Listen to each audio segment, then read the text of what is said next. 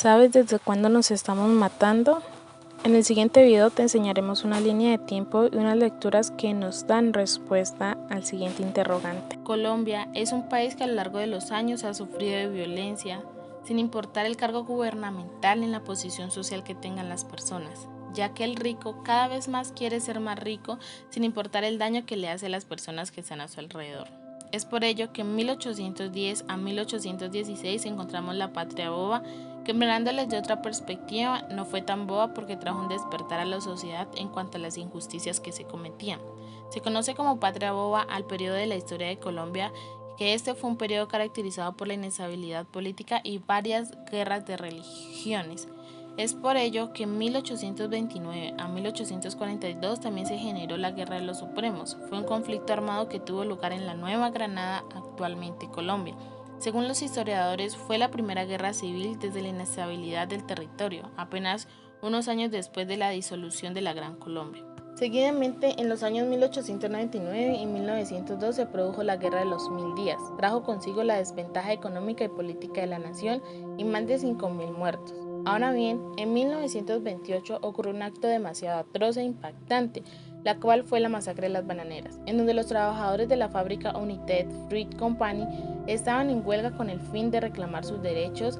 como trabajadores. Pedían ser escuchados por el Estado y por los dueños de la fábrica, pero sucedió todo lo contrario. El Estado,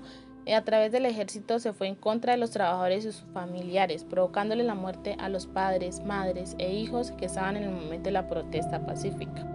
De igual manera, en 1958 surgió el Frente Nacional, teniendo como objetivo combatir el gobierno entre los partidos liberales y conservadores, todo esto con el fin de minimizar los conflictos.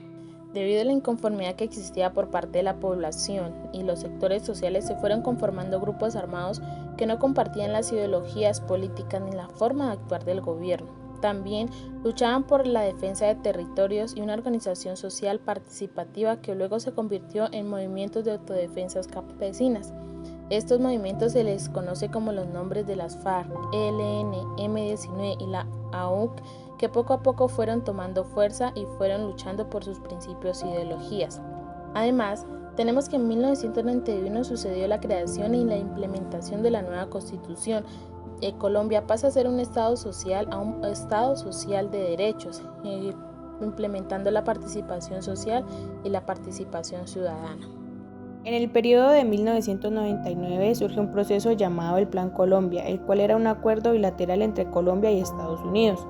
donde el principal objetivo era prevenir el flujo de drogas ilegales hacia los Estados Unidos, como también ayudar a Colombia a promover la paz, el desarrollo económico, incrementar la seguridad y terminar con el tráfico ilegal de drogas.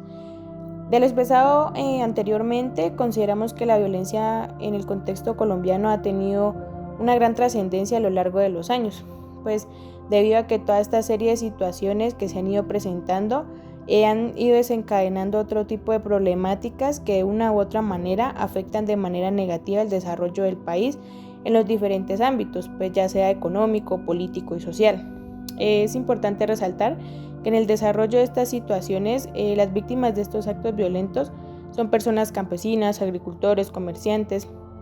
donde el sustento depende de su quehacer diario y que no tienen ningún tipo de participación en estos hechos o actos violentos. De igual manera, se considera que la función del Estado es velar por la protección de los derechos y que a la vez estos no sean vulnerados. Pues sin embargo, en el territorio colombiano se evidencia que no hay una preocupación por parte de este organismo estatal para mitigar esta problemática que ha dejado un sinnúmero de víctimas hasta el momento. Sobre la base de consideraciones anteriores,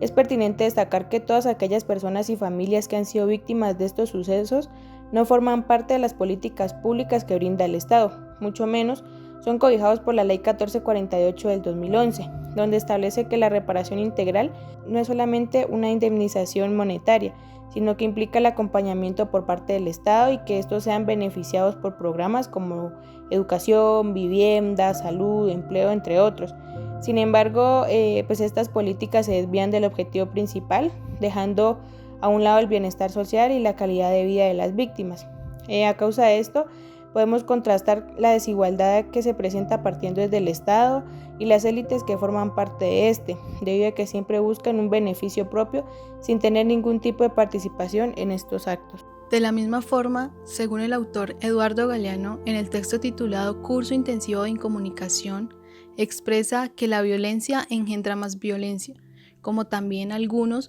sacan provecho de ello como son los medios de comunicación, ya que la venden como un espectáculo y la convierten de objeto de consumo y a la vez de manipulación, para poder dar a conocer sus diferentes ideas a todas las personas, tergiversando así la información en los aspectos tanto económico, cultural, social y político, modificando la percepción de lo que ocurre en nuestra realidad con el fin de que no profundicemos en las problemáticas que nos afectan. Como podemos evidenciar, en nuestra nación los medios de comunicación en gran parte no cumplen su objetivo de informarnos, sino por el contrario, nos brindan una mínima información de los sucesos y acontecimientos de nuestra nación. Además, se observa el dominio de la economía y el poder, ya que no muestran noticias o información que perjudiquen a los propietarios de los canales, como lo es RCN y Caracol. En contraste con lo mencionado anteriormente, en el momento en que los medios de comunicación desean transmitir un suceso, lo realizan para sacar provecho de ello, ya que puede tener éxito esa desgracia para ellos según el rating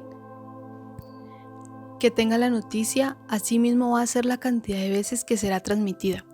Adicional a ello, estas noticias solamente buscan distraer al televidente manipulando lentamente su cerebro, tratando de controlar su actitud y pensamiento. Finalmente, la lectura de los aportes sobre el origen del conflicto armado en Colombia, su persistencia y sus impactos del padre Javier Giraldo Moreno constituyen aún una respuesta a las 3 preguntas básicas que fueron formuladas a los miembros de la Comisión Histórica del Conflicto y sus víctimas, en donde la primera de ellas se basaba en saber cuál es el origen y cuáles son las causas del conflicto armado colombiano, dando como una respuesta en que la literatura nos ofrece varios enfoques alternativos para explicar los fenómenos del conflicto interno y guerra civil,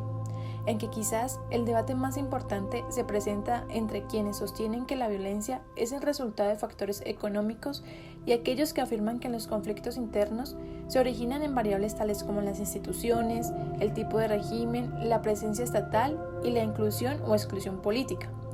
Por otro lado, la segunda pregunta que se plantea es ¿qué explicación tiene la persistencia del conflicto? Y por último, ¿cuáles son los impactos del conflicto en la sociedad colombiana? Para lo cual, el lector inicia con un marco conceptual de democracia y rebelión, en donde la Declaración de los Derechos Humanos del Hombre y del Ciudadano de la Revolución Francesa han sido referente fundamental de la cosmovisión política imperante desde hace más de 2 siglos.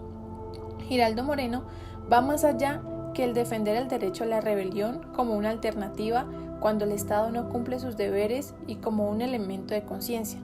que se articula a las llamadas causas objetivas del conflicto.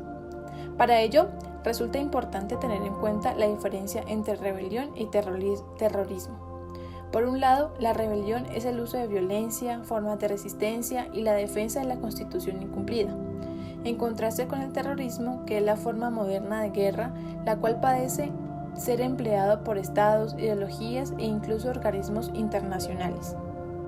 Seguidamente, este texto nos habla del vínculo entre el Estado colombiano y sus ciudadanos, donde aparece la línea del tiempo del conflicto colombiano, donde se aborda entre los años 1920 a 1930, presentando los antecedentes del conflicto, como es el de Manuel Quintín Lame, un movimiento armado que surgió en el municipio del Cauca, fundado por el payanés Lame Chantre, líder indígena caucano, quien se enfocó en reclamar la soberanía de los indígenas sobre el territorio y en el derecho de autogobernación. Este movimiento fue catalogado como una de las primeras guerrillas indígenas latinoamericanas, teniendo como objetivo buscar y exigir la posesión de sus territorios en la conversión de la cultura, educación y participación en las cámaras legislativas, en donde la Constitución de 1991 les otorgó alguna serie de garantías, como por ejemplo el artículo 7, el Estado reconoce y protege la diversidad étnica y cultural de la nación colombiana. Posteriormente surge el auge de la violencia, que abarca el despojamiento masivo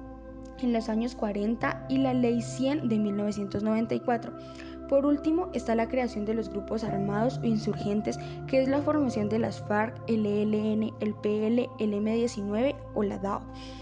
Al aumentar de manera excesiva la creación de estos grupos armados, se empezó a ver vulnerado algunos de los derechos y las necesidades que estaban necesitando los campesinos. Las necesidades básicas rurales, las fronteras, fueron las regiones más azotadas por este conflicto. La finalidad de tener acceso a las tierras fértiles que habían sido trabajadas durante años por los campesinos, de esta manera se ven violados muchos de los derechos fundamentales que están plasmados en la Constitución de 1991, pues fueron despojados de sus tierras de manera violenta, migrando hacia las ciudades para poder tener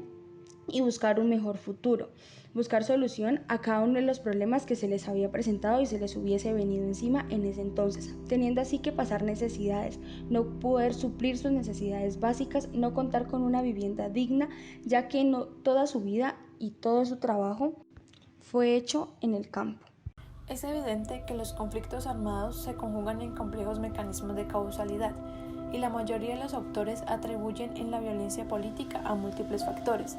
A pesar de que anteriormente prevalecía la hipótesis basada en el resentimiento y la desigualdad,